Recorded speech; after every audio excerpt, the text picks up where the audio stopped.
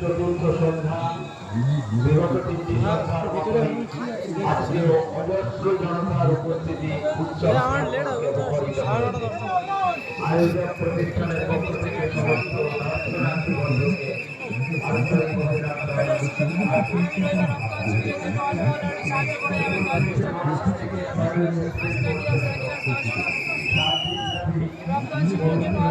সাহায্য করে যাবে